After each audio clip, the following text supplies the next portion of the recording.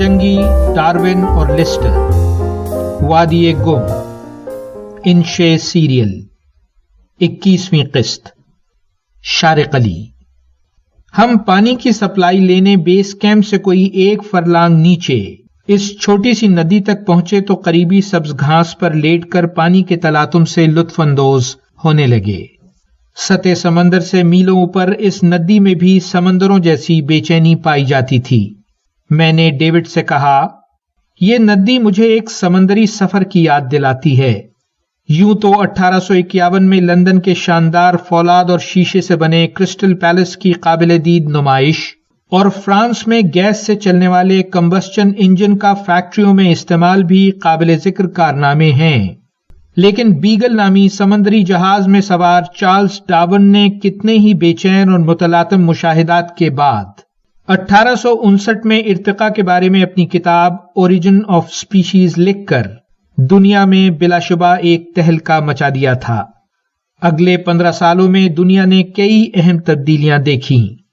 Italy اور جرمنی کے خود مختار چھوٹے چھوٹے علاقے متحد ہو کر موجودہ اٹلی اور جرمنی کی صورت اختیار کر گئے۔ چانسلر بسمارک نے 1871 میں جرمنی کو متحد کرنے میں اہم کردار ادا کیا تھا۔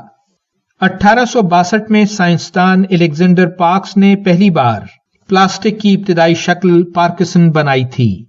ڈیوڈ نے بات کو آگے بڑھایا اور دوسری طرف متحدہ امریکہ کچھ عرصے کے لیے غلامی کے مسئلے کی بنیاد پر خانہ جنگی کا شکار ہو کر تقسیم ہو گیا تھا۔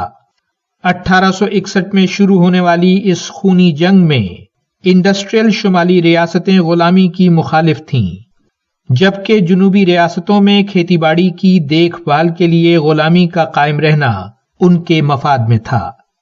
اس جنگ میں جدید ہتھیار، ریلوے اور ٹیلی گراف جیسی ایجادات کا استعمال ہوا اور بہت سا جانی نقصان بھی۔